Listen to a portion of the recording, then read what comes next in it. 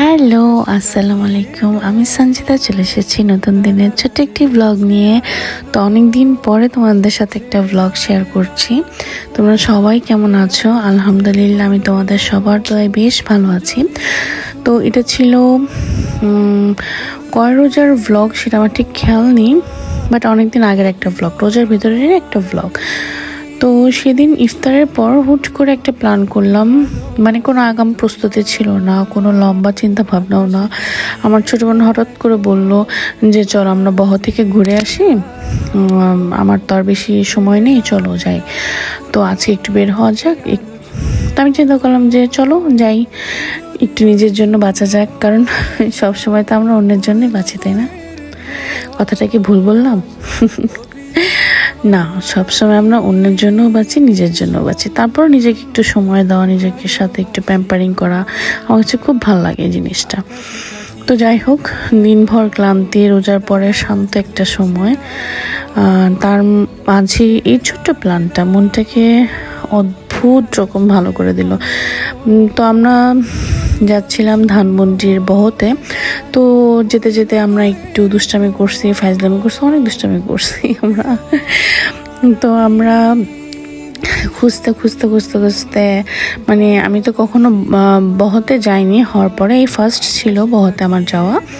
তো সবাই মিলে প্ল্যান করে গিয়েছিলাম। তো এই তো রাস্তায় কিছু ক্লিপস নিতে নিতে আমাকে নিজেকে নিয়ে ভিডিও করতে করতে, কারণ আমার না নিজের ছবি তোলা বা ভিডিও করা বলা আমার খুব ভালো লাগে। কারণ কি, এগুলাই কিন্তু একটা ভালো লাগা কাজ করে। দিন শেষে এই মানে এইটুকু জিনিসটাই না আমার কাছে, মানে নিজেকে ভালো রাখার উপায় মনে হয়। যে আমার কাছে যেটা ভালো মনে হবে, যেটার জন্য আমি হাসি খুশি থাকবো, যার জন্য আমি ভালো থাকবো, কারণ আমি ভালো না থাকলে তো আমি অন্যকে ভালো রাখতে পারবো না, তাই না? তো যাই হোক, আমরা সবাই ইফতারি করে একটু রেস্ট নিয়ে তারপর বের হয়ে পড়লাম গন্তব্য ধানমন্ডি বহ। তো রাস্তা দিয়ে যেতে যেতে চারপাশে শহরটা আগের মতোই ব্যস্ত, গাড়ির লাইন, বিশাল লম্বা লাইন, মানুষের ভিড়, হর্নের শব্দে ভরা পুরো পথটা।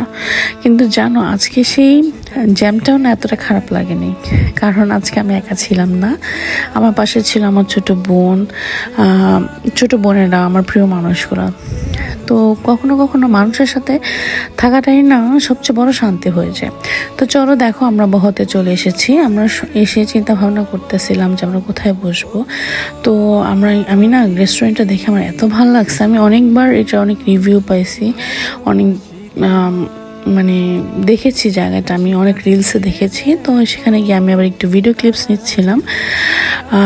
তো আমরা গল্প করতে করতে হাসতে হাসতে তো পৌঁছে গিয়েছি। আর সেখানে গিয়ে আমার মনে হয়েছে যে শহরের মাঝেও না এত সুন্দর কিছু জায়গা লুকিয়ে আছে, চারপাশে আলো, হালকা বাতাস। তো আমরা হাঁটছিলাম, এদিক ওদিক ঘুরছিলাম, আর প্রতিটা মুহূর্ত উপভোগ করছিলাম। কেউ বলছিল এটা তুলি, আবার কেউ বলতেছে এই অ্যাঙ্গেলটা ভালো, এখানে একটু ভিডিও করো, এখানে একটু ছবি তোলো। তো আমি আবার একটু ভিডিও করছিলাম সব পুরো রেস্টুরেন্টের, যে এটার এনভায়রনমেন্টটা এত ভালো লাগছে আমার কাছে, অ্যাস্থেটিক ভাইব, মানে খুবই ভালো লাগছে আমার কাছে বলতে গেলে। তো এভাবে ছোটো ছোটো মুহূর্তগুলো না আমরা ক্যামেরা বন্দি করে ফেলছিলাম। তো কিন্তু সত্যি বলতে কি, ক্যামেরায় না সব কিছু ধরে রাখতে পারে না, কিছু অনুভূতি থাকে যেগুলো শুধু মনেই থেকে যায়। হাসি, শব্দ, একসাথে থাকা, কিছু না বলেও বুঝে যায়, জিনিসগুলো না কোনো ভিডিওতে পুরোপুরি ধরা পড়ে না, তাই না? আলো আধারের ছায়া দেখো, মানে গাছগুলো দেখে আমার এত মায়া লাগতেছিল। আমার না গাছ, মানে আমি প্রচণ্ড গাছপ্রেমী একজন মানুষ। চেষ্টা করি, মানে আমার বারান্দায় ছোট্ট একটা বাগান বিলাস আছে আমার। বাগান বিলাস বলতে কিন্তু মানে অনেক ধরনের গাছ আছে, সেটা বলছি, অন্য কিছু ভেবো না কিন্তু। তো বলতে বলতে আমাদের খাবার অর্ডার চলে আসলো। তো খাবারের চেহারা শুরু দেখে আমাদের আবার ভালো লাগে না, এই সত্যি কথা বলতে। মানে বহ রেস্টুরেন্টটা কি, মানে এটা হাই লেভেলের যারা, তাদের জন্য একদম পারফেক্ট। তো আমরা মোটামুটি অ্যাফোর্ড করতে পারছি, সেজন্য আমরা গিয়েছি। বাট এটা মানে সবসময় না যে কোনো একটা রেস্টুরেন্ট খোলার জন্য না, মানে রেস্টুরেন্ট আলাদা চিন্তা করা উচিত যে সবাই কি এগুলো খেতে পারবে বা সবাই কি এগুলো অ্যাফোর্ড করতে পারবে। মানে প্রাইস তুলনায় আমার কাছে খাবার এতটা ভালো লাগে নাই। হ্যাঁ, তো যাই হোক, এখানে আমার ছোট বোন ওর হাজব্যান্ডকে খাবার সার্ভ করতেছিল। তো আমরা এখানে রাইস অর্ডার দিয়েছিলাম, বিফ চিলি উইথ বেজিল, যেটা সেই আইটেমটা অর্ডার দিয়েছিলাম, এবং থাই ফ্রাইড চিকেন অর্ডার করেছিলাম। But chicken and rice okay ছিল, বাট বিফের যে আইটেমটা এত বাজে ছিল। তো আমরা এখানে সবাই মিলে একটু খেয়েছি, একটু ঘুরেছি, আর অনেকটা সময় শুধু একসাথে কাটিয়েছি। কোনো বড় কিছু না, কিন্তু তবুও মনটা ভরে যাওয়ার মতো একটা দিন।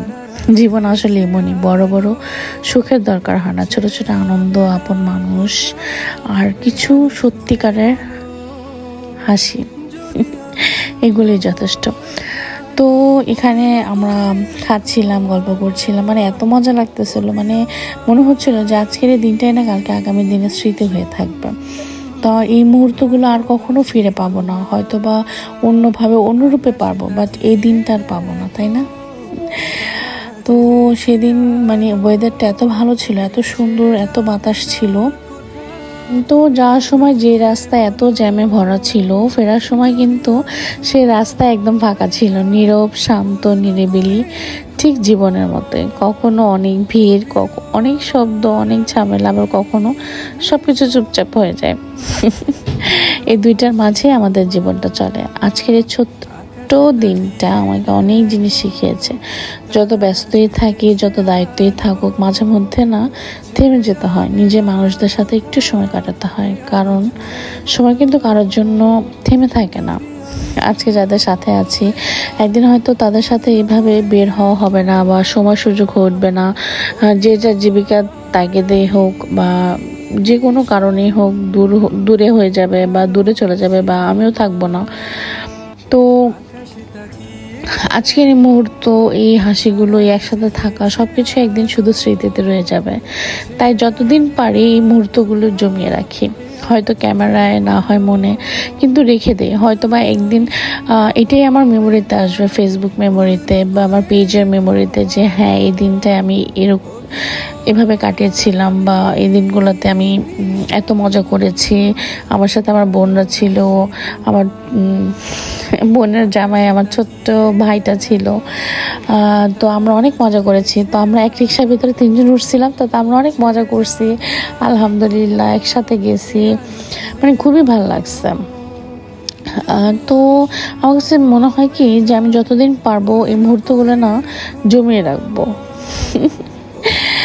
কারণ যখন মন খারাপ হবে, একটা পুরনো ভিডিও, একটা ছোট্ট স্মৃতি আবার নতুন করে হাসাতে পারবে। জীবন খুব ছোট কিন্তু সুন্দর, আর এই সৌন্দর্যটা লুকিয়ে থাকে এমন ছোট ছোট দিনগুলোর মাঝে।